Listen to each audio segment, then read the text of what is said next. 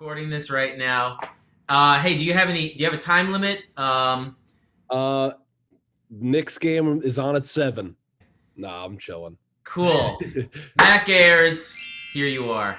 Yes, sir. Man, man, oh man, you've been hanging out with me a lot lately, I have to tell you. More Um, than in a long time, for sure. yeah. Well, I'm very excited for this. Um, I've got a lot to talk about. Oh, let's get it, man. I'm ready. I'm very excited. So first of all, thank you for so much for doing this interview. Oh, of Um, course. how's your day? How's your day going? Pretty good. I haven't been awake very long, honestly. when But you when you told uh, me the time, I thought, I bet he's saying that because that means he will have woken up at least like an hour yes, before that. exactly. It wasn't like, right when I was gonna get up, but I knew I was gonna need like an hour of loading time or so before my brain was fully functioning for these questions. It seems like you practice your craft a lot at night, right? Yes, Um, definitely a night owl for forever. Like since I was a student of yours, I was Nothing's changed a on late that. night That's owl. just No, you being you. yeah, I Um, always like the late hours, even if I'm like hanging out playing video games. I like staying up late. Looking forward to chopping it up about music. yeah. So right, and this was based on our text I think yesterday, and you said Mhm. you can't wait to talk some music theory. So I'm gonna go straight into this. Says right here, straight into theory talk, and All I'm right, gonna hit fire you up. away. I'm gonna hit you up with something that I'm not sure if you knew I was gonna ask you about this today. All right. The first topic, I'm gonna say the topic, but I'm gonna tell you some research that I've done into your music Okay. and say what's going on with that. Why is it that way? What's the reason? What's the meaning, etc. So microtonalism, sir. Whoa.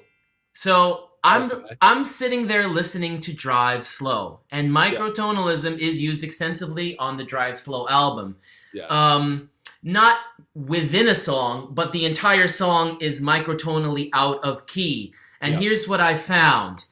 Calvin's joint is approximately 23 cents high. Slow Oh, you down got is the approximately exacto. 54 cents low. Should we take the Wow. van is approximately 67 cents low. Show me is approximately 23.5 cents high. Easy is approximately 27 cents high. Yes. And change your mind is approximately 13 cents high. Now, first of all, those are my approximations. That all sounds right to me. Okay, so what I'll tell you what I did is I sat there with a sine wave tone generator, and Oh, and I went frequency by frequency until a certain pitch matched the pitch in your recording, and then wow. there's another website that has a sense conversion. So you put in two frequencies, and it'll calculate the difference in cents.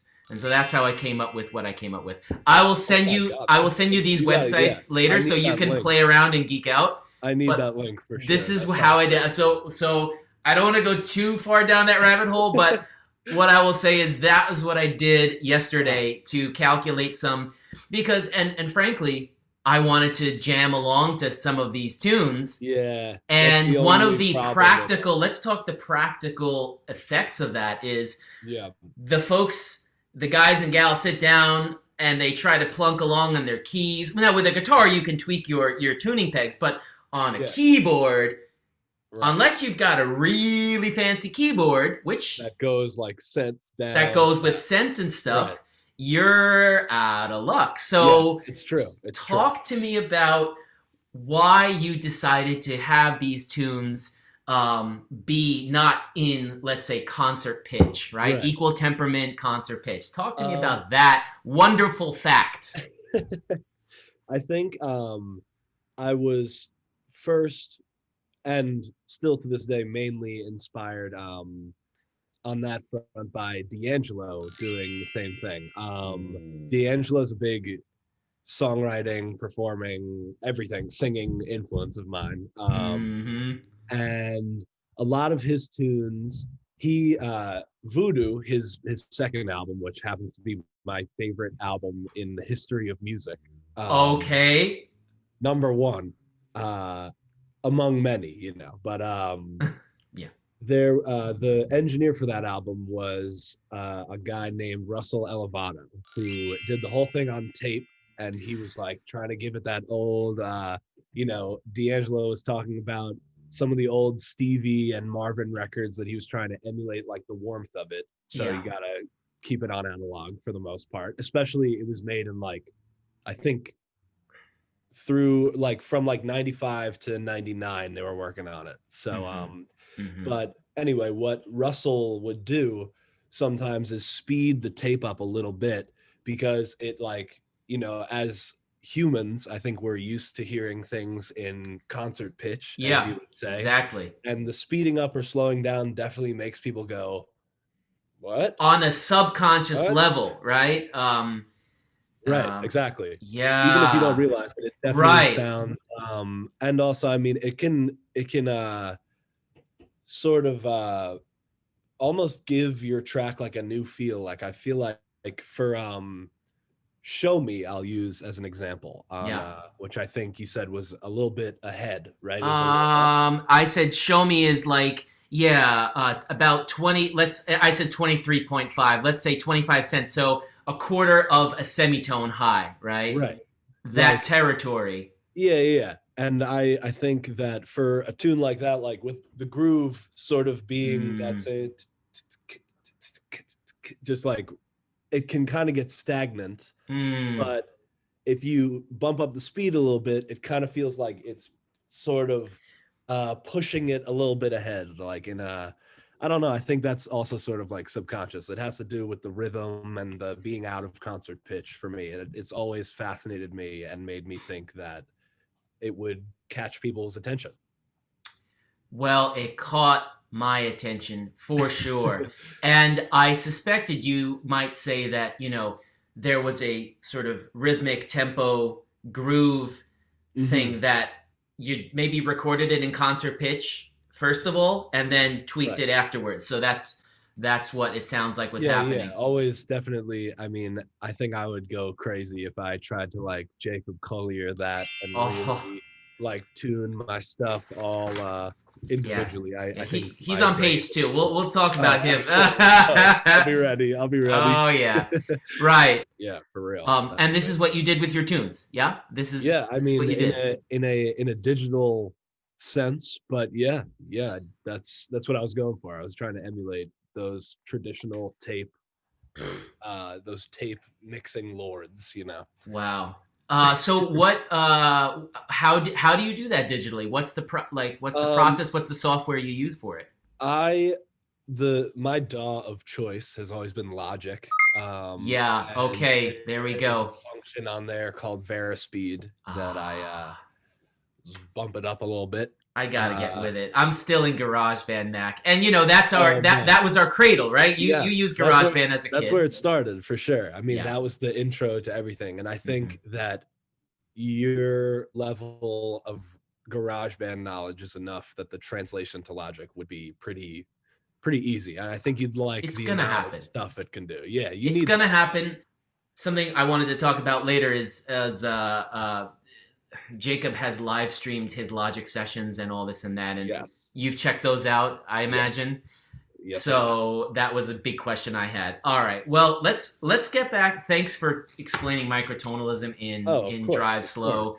That is so super cool, and I think it really does achieve an effect. It's like you're occupying a special tonal space for Yeah, sure. like a different frequency than Right, other, like there's only, I guess, 24 keys more or keys less if in you concert don't want to pitch. get super specific in Yeah, concert pitch. right. Um so why not keep the people on their toes? Absolutely. Absolutely. Well, that's really interesting. All right, I'm gonna throw another concept out at you. Modal interchange. Talk to me about modal interchange. My favorite. Mm-hmm. Um I'd like to preface my my spiel about modal interchange by saying that I learned about it my third semester at Berkeley from who like literally a 95-year-old man who was like a ragtime keys player. He was my Harmony 3 teacher. Yeah. And he is the man that changed my life. His name was Steve Dale. I don't know where he is now, but Yep, yep. he was the first guy that ever got me thinking about that concept, and it, being a Stevie fan, it connected many dots in my Mm-hmm. brain. Mm-hmm. And yeah, I mean, when you, I try not to, there are some musical terms that are a little scarier sounding than they actually are. And like modal interchange for me is just like things like flat 6 major 7, flat 2 major 7, flat 3 major 7. Like it's just a further understanding of like notes relationships with Yeah. each other, like in terms of that key, I guess. I don't really, I try not to get to, I think people, you never want to, theory was written about the music, so you never want to go into the music like aiming for like theory stuff. But modal interchange is something that is probably in every single song I've ever written, like that is out. I mean, it's so vast of a topic, but so like I think important to learn. It's like learning scales. I think for me now as a songwriter, it's like songwriter scales. Right. And yeah, I love what you said about how theory is about describing music. So, Right. your priority is make music first, look at what theory occurred after the fact, Exactly. as Yeah. opposed to let's not put that cart before that horse. Bingo.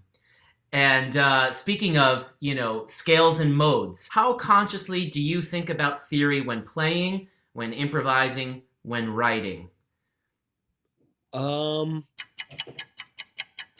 when writing, zero. Right. Like, I think I shouldn't say so much. I think specifically when I'm like writing maybe things like lyrics or like maybe working the form a little bit, I'm not thinking consciously like I need to modulate here. I need to do something cool, I guess. Right. Checklist, right. Yeah, Must yeah. I'm have a not modulation. exactly. I don't need to, Yeah. go to a crazy key change type Hmm. stuff. That's not your But jam. Yeah. no, but I think that if I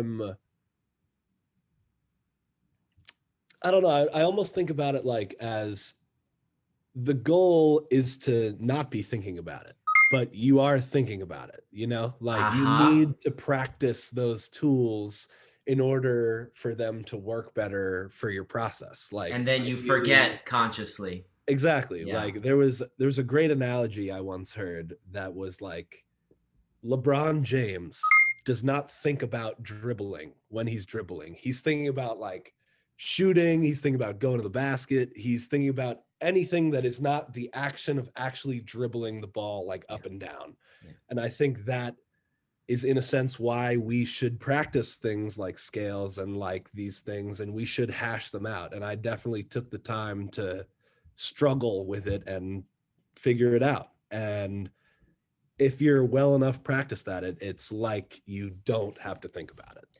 Are you listening out there, folks? You heard it. Max said it. This is why you practice your scales. This is Facts. why you study music theory, so that you internalize it. It becomes part of your subconscious thought process, and then you can achieve your intuitive aims without having to get bogged down. Right? Exactly. What a great description. What a great analogy. Oh, yeah. Absolutely. And modal interchange, I put that high on the list because I knew that you were going to go to town on that one. Yes. Well, that's the Stevie staple right there. I mean, Yeah, and that it's changed it's my so life. apparent in your music, that must be a cornerstone. Yeah. Whether or not the person knows the label is unimportant, but you Yeah. know what that label means, and I know what it means, and the music theory community knows what the label means. Right. Yeah. But modal interchange is obviously an essential part of your music. It's fundamental to your music. Definitely. What I hear, what I heard, so the first tune of yours that really got onto my radar was Easy. And this was not this year. This was going back 2018 or so. Yeah. And one thing that I would say is why on earth I heard that tune, and I heard it on YouTube, why on earth I heard that tune and didn't immediately start stalking you. I don't know why, but it was like I must have earmarked it like, wow, I got to check out his other stuff. And Yeah. there was just then a big gap between that time and It this year. happens. But when I first heard your first big tune that I was aware of, Yeah. Easy, Yes. right away, the very first chord is this next concept here. Talk to us about tertian harmony. Tertian harmony. So tell me what that is. Okay, so this is a term also, by the way, that I didn't always call it this until I got into this IB music gig, which is this thing that I teach, and I heard the term tertian harmony from other IB music theory teachers. Okay. Tertian harmony means simply like thirds harmony, extended thirds chords. So in other words, 7th, 9th, 11th, 13th, that. So tertian harmony, the use of extended chords, that's all over your music. You're always all over the 9th chords, the 11ths, the extensions. Yeah. In other words, the extensions. Yeah. So that's just the label that I chose to mention it under. Tertian harmony. Tertian harmony. In other words, tertian coming from 3 or thirds, right? Yeah, right. So talk to me about, and again, you're probably going to have the same answer that you had about modal interchange and about using, about practicing your scales. It's probably completely subconsciously downloaded into your sort of template. But do you at all actively think, I'm going to stack some thirds and make, this? I'm sure at some point when you were more a student, you had to do that consciously. Right. Yeah. Now it's more just in the vocab.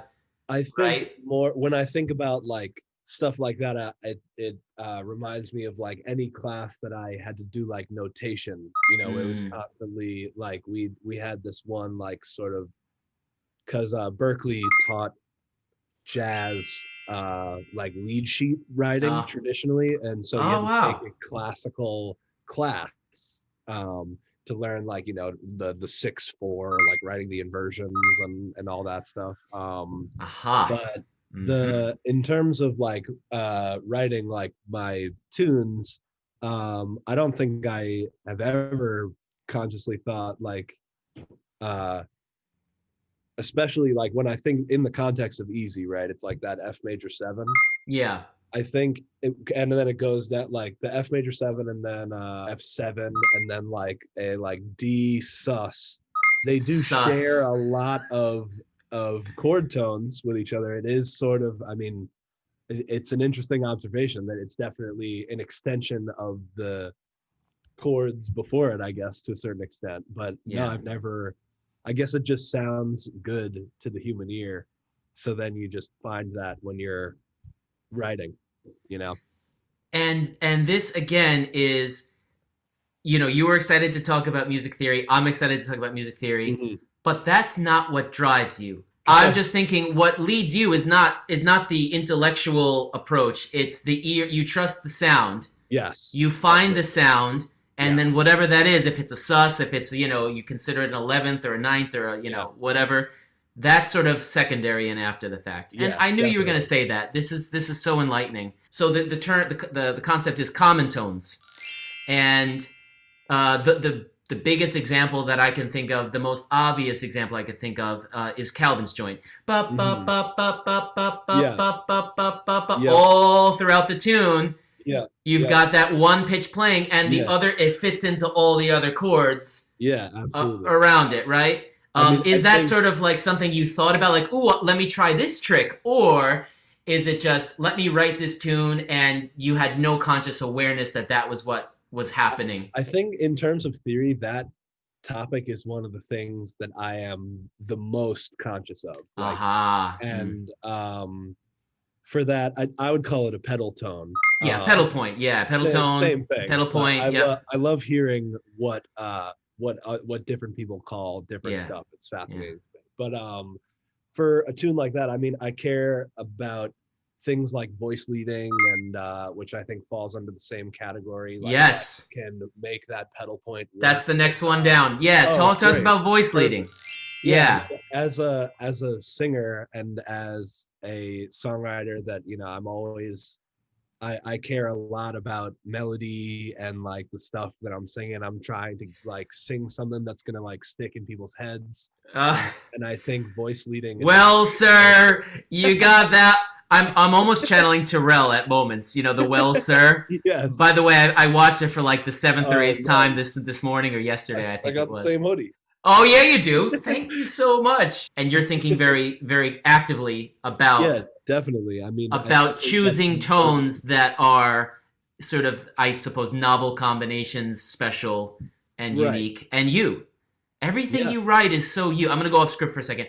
Every Here's what I've noticed about your output so far, because I'm still learning. My observation is that your tunes are incredibly self-consistent.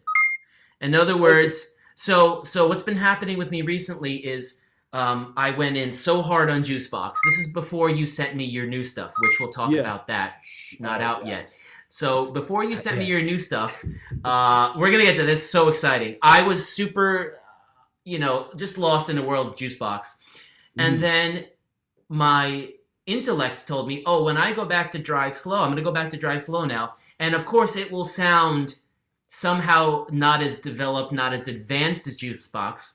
This is what my hypothesis was, right? Mhm. Because oh, he was younger then. Oh, Yeah. he wasn't as far along the road. So we're gonna see like a proto sort of music.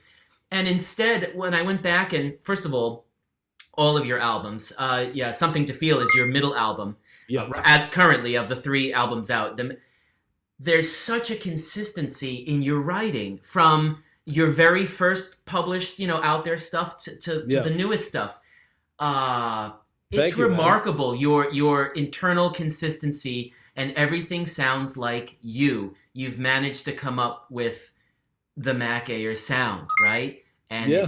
it's bending. It doesn't fit nice and neat into any one particular genre, and it's on all scales, on the level of the album level, on the level of everything you've done, on the level of the album, on the level of the tune, on the level of just down to the verse, the chorus, the melody, all the particulars.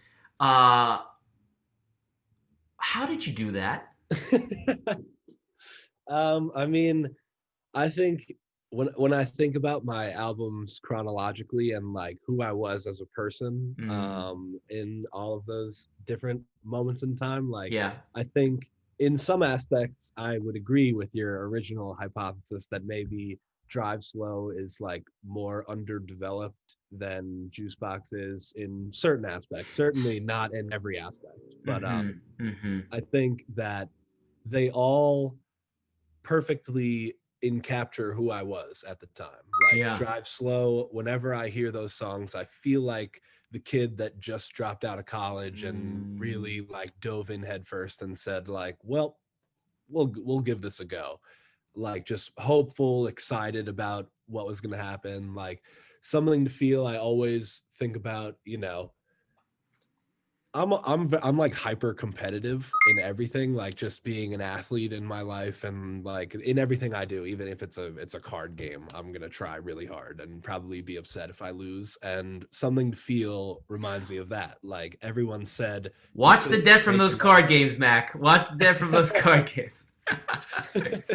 So you're hyper. I'm sorry, I'm cutting you off. You're hyper competitive. No, no, Yes, you're and you fine. said that on the Terrell show. And Yes, what? yes. How does that? And I'm cutting you off right as you get to how it translates into your tunes. I mean, I think that people, at least to me, maybe I created this storyline in my head for my own Mm. good. But Okay. Yes. I Talk. people Talk. Talk. I thought that people couldn't think that I could make another good album. That like, when you have one good thing out, you don't want to be remembered as the guy that made one good album and dipped out. So I was like, yeah, no, I could do it again. And that's every time I hear Something to Feel, that's what it makes me think of. And Mm-hmm. Juicebox, to an even further degree. I think I get crazier each album with competitive drive of just Yeah. trying to show people that I know that, I mean, like it seems in some context cocky to say, but I'm very confident in my writing. I know the amount of hours that I put in. Um, and I know that I can make. I'm so glad you're talking about it, because if you didn't talk about your confidence now, I was going to bring it up later. My question is, where does it come from, and how do you maintain your belief in yourself? It comes from the work, definitely.